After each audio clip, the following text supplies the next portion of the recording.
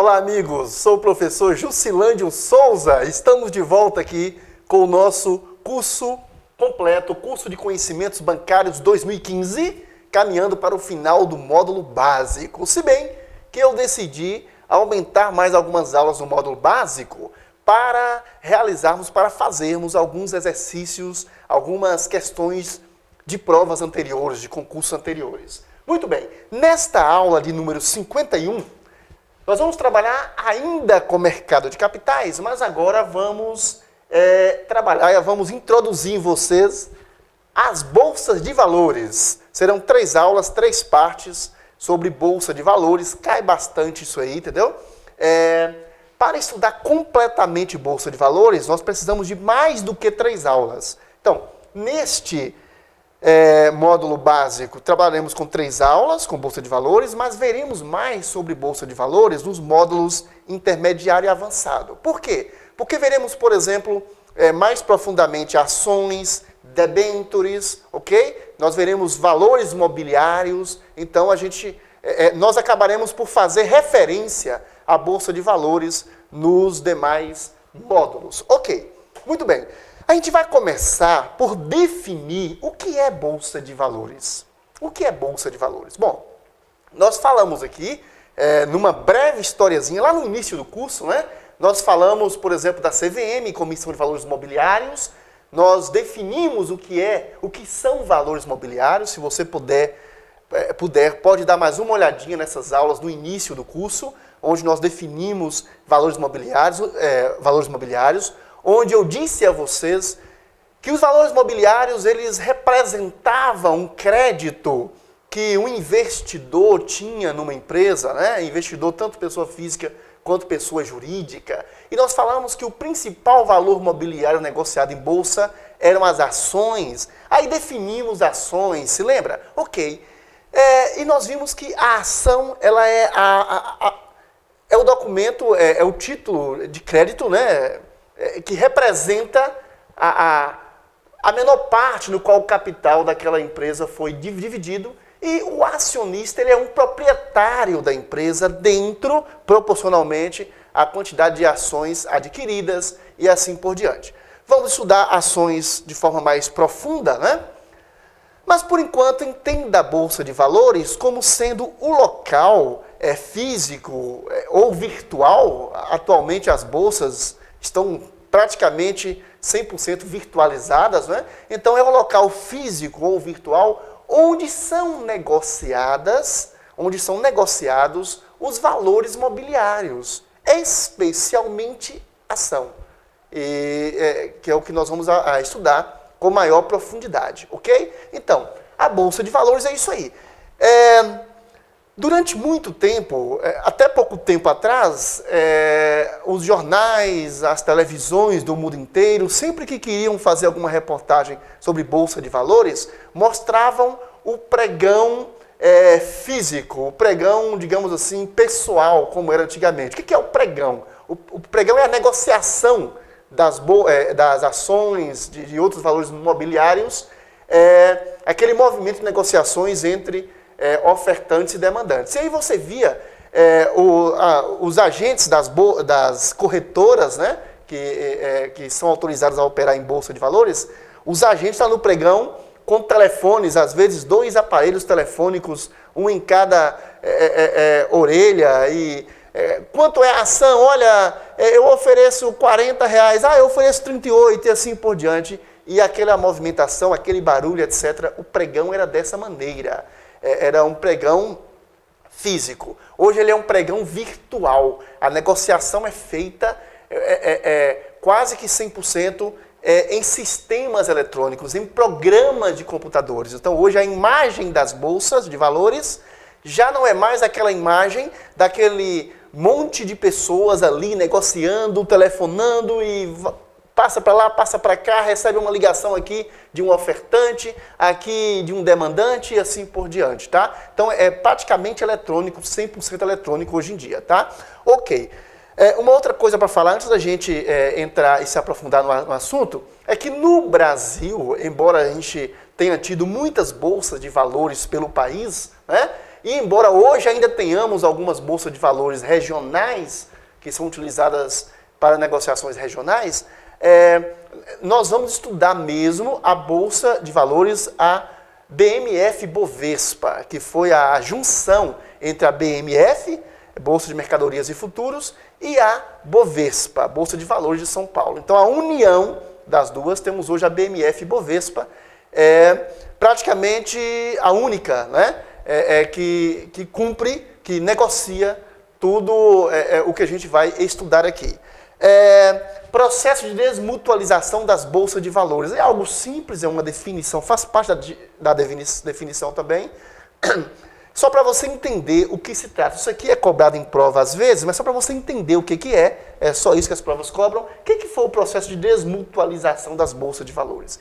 É que as bolsas de valores, elas eram, na verdade, associações civis sem fins lucrativos. Então, as corretoras se reuniam e capitalizavam aquele local ali para poder conseguir fazer a oferta e a demanda, negociar esses títulos, né? Utilizar o dinheiro dos agentes superavitários, lembra? E que estão adquirindo aqueles títulos, aqueles valores imobiliários e utilizar a demanda, o demandante, que é um agente superavitário, e o ofertante, que naquele momento é deficitário, quer desfazer ali daquele valor mobiliário, ok? Então, eu já expliquei para vocês que a gente chama de deficitário, na verdade, por uma questão didática. Muitas vezes, a pessoa não está deficitária, ou a empresa, ou a pessoa física. Ele apenas acha que é um bom momento para poder desfazer daquele valor mobiliário, né, daquele patrimônio, naquele momento. Ele acha que é um bom momento por uma questão de custo de oportunidade, como já dissemos aqui na aula anterior. Ok. O processo de desmutualização, ele fez com que essas bolsas de valores pudessem deixar de ser, caso queiram, não é obrigado, não são obrigadas a isso, deixar de ser associações civis sem fins lucrativos para se tornar empresas, né, com fins lucrativos, que é o que é hoje a BMF-Bovespa, ok? É uma sociedade anônima, obviamente com fins lucrativos. Então, esse foi o processo de desmutualização das bolsas de valores. Se a questão disser para você que bolsa de valores no Brasil não tem fins lucrativos, errado. Ela pode não ter fins lucrativos, mas pode ter. Então, essa desmutualização é a desobrigação da Bolsa de Valores ser uma associação civil sem fins lucrativos, tá ok? Muito bem, agora sim, a gente entra na aula propriamente dita. Essa aula vai ficar um pouco grande, hein? Funcionamento do mercado de capitais. Nós já vimos esses dois slides, tá vendo? Nós já vimos. É só para introduzir bolsa de valores melhor, tá? A gente já viu que os agentes superavitários no mercado de capitais, diferente do mercado de crédito, né? Onde não há contato direto entre superavitários e deficitários. Lembra? Eu falei para vocês que no mercado de crédito, na verdade, o agente superavitário, ele entra em contato com o banco, com a instituição financeira, onde ele aplica, onde ele guarda o seu dinheiro, e o deficitário entra em contato também com essa instituição financeira, ou com esse banco, para poder tomar emprestado. Então, no mercado de crédito, não há o contato direto, né? Quase sempre não, o contato direto entre agente superavitário e agente deficitário, exceto na questão marginalizada, por exemplo, o agiota, né, aquela coisa, e nós explicamos isso aí. Mas falando de mercado legal, propriamente dito, não há esse contato direto lá no mercado de crédito. Aqui no mercado de capitais, há o contato direto entre agentes superavitários e deficitários, porém, como já vimos, intermediado, né? A gente não pode nem falar intermediado, assessorado, né? Intermediado é no mercado de crédito. Aqui no mercado de capitais, agentes superavitários e deficitários negociam diretamente, porém com assessoramento, com assessoria, né, da instituição financeira. E aí mudamos o slide e vimos que os agentes superavitários a gente vai chamar de investidores, fica melhor assim, E os agentes deficitários no mercado de capitais geralmente são empresas. E na negociação deles, instrumentos que comprovam, instrumentos contratuais ou cartulares, né? Que comprovam a existência de dívida, a existência de valores investidos, eles são chamados de valores mobiliários, por exemplo, ações, debêntures, ok, etc. A gente já viu isso aqui também. O que a gente quer mostrar para você a partir dessa aula é que o seguinte, a Bolsa de Valores, veja bem, num primeiro momento, para ficar mais fácil, né? Para ficar mais fácil para você entender. No primeiro momento, quando uma empresa decide se tornar sociedade anônima de capital aberto, então já vou falar dessas definições rapidinho, tá? Essa aula vai ficar grande realmente. Veja bem, imagine que você e o seu amigo decidam fazer uma sociedade, montar uma empresa para explorar qualquer comércio aí, ok? Tudo bem. Vocês fazem uma sociedade, podem fazer uma sociedade limitada, né? Limitada, vocês podem fazer, mas de repente o negócio cresce, vocês querem mais dinheiro para investir, e aí chamam mais sócios, ok? E depois do número de sócios que a lei exige, você acaba criando uma sociedade anônima, porém ainda de capital fechado. Então o que é uma sociedade anônima de capital fechado? É aquela onde as ações não são negociadas no mercado. Essas ações estão em mãos daqueles sócios, ok? Quando era, no nosso exemplo aqui, uma sociedade limitada por cotas, cada sócio tinha sua cota. O sócio tem 10% das cotas, o outro tem, digamos, se fossem 2, o outro 90%, ok? Quando essa empresa decide crescer e quer se tornar sociedade anônima, ela primeiro se torna sociedade anônima de capital fechado. Aí serão ações, não mais cotas. E essas ações estarão em mãos daquele grupo de sócios.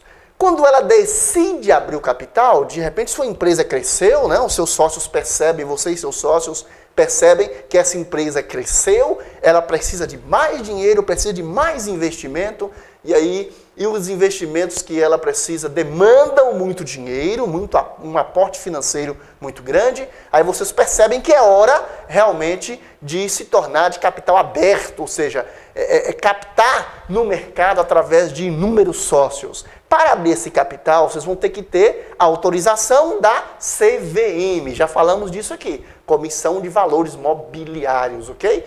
Para emitir ações no mercado, também terão que ter a autorização da CVM. Num primeiro momento, quando a sua empresa emite essas ações, quando ela abre o capital, ela faz um IPO, um IPO, ou uma OPI em português, oferta pública inicial, ainda não vai envolver a Bolsa de Valores. Uma instituição financeira, um banco de investimento, por exemplo, vai auxiliar no lançamento pela primeira vez dessas ações no mercado. Acontece que os investidores que vão adquirir ações da sua empresa nesse IPO, né, nesse IPO, nessa OPI em português, oferta pública inicial, eu ia escrever aqui para você, na próxima aula eu escrevo, eu juro que eu deixei o pincel distante aqui, e se ele jogar para mim pode causar problema na aula. Vamos lá então.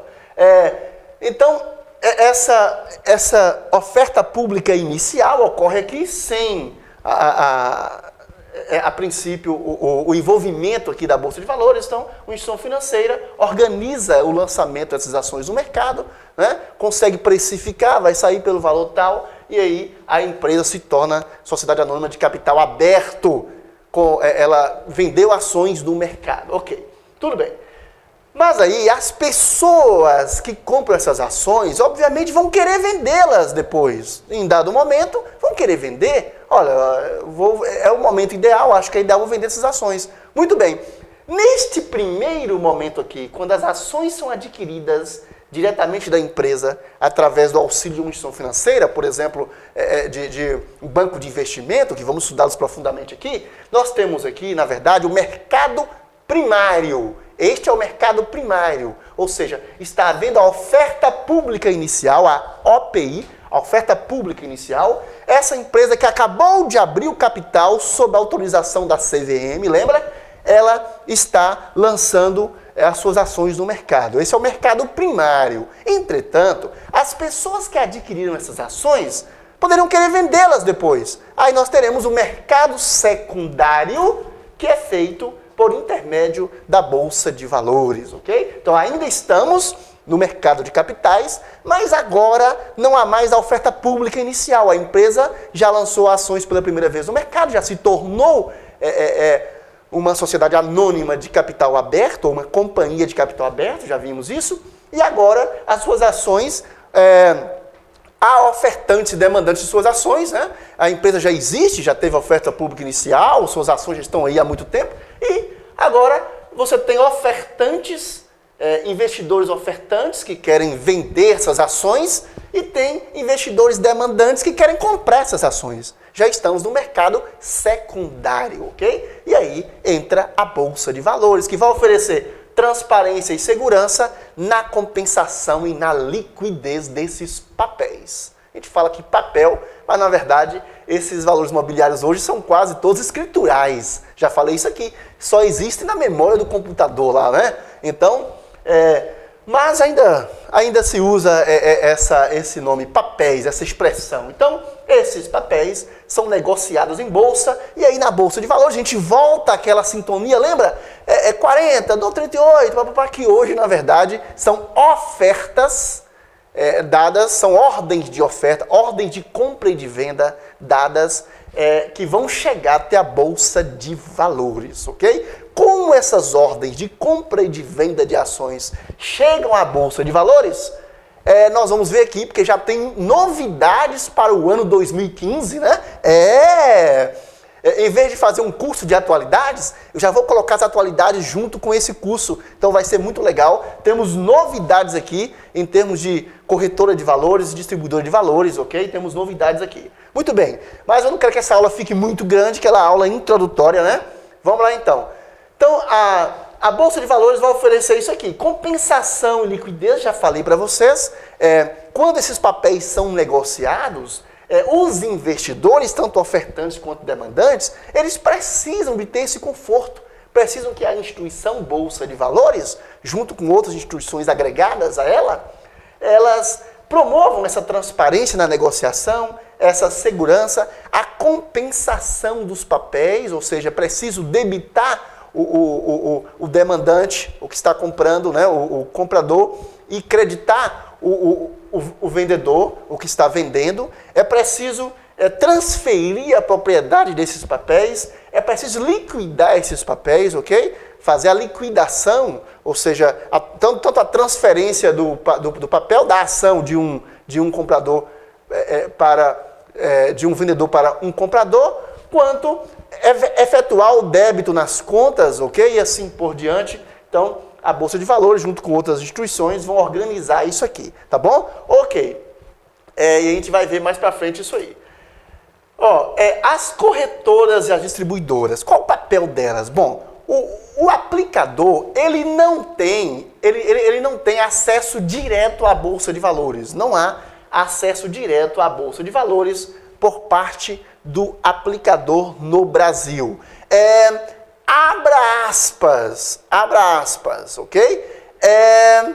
Já há uma facilitação, que é uma novidade, que é o DMA, o Direct Market Access, acesso direto ao mercado, que é um sistema que a gente vai ver aqui, fecha aspas. Mas ainda assim, a gente pode afirmar categoricamente que não há o acesso direto e independente, tá? Independente. Falaremos melhor sobre esse DMA ainda no curso, ainda em Bolsa de Valores e um pouco lá em corretora e distribuidora. Muito bem, então por enquanto, antes de eu introduzir em vocês as novidades, entenda que os investidores ofertantes, eles vão, obviamente, emitir ordens de venda para a sua corretora preferida ou sua distribuidora. Os investidores ou demandantes vão emitir ordens de compra, né, dessas ações para a sua corretora distribuidora preferida e essas corretoras e distribuidoras terão acesso à Bolsa de Valores, tá? Como veremos daqui a pouco, durante muito tempo, apenas as corretoras tinham acesso, as distribuidoras não tinham. As distribuidoras tinham acesso através de uma corretora.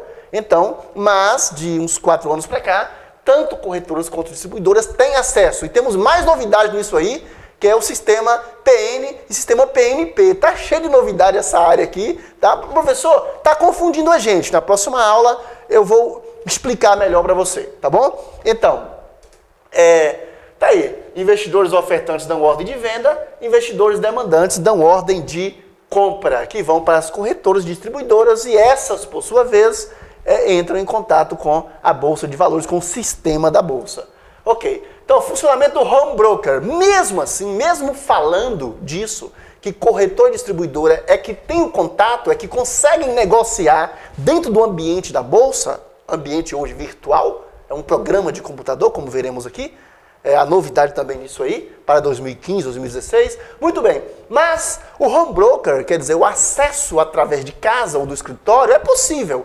É possível.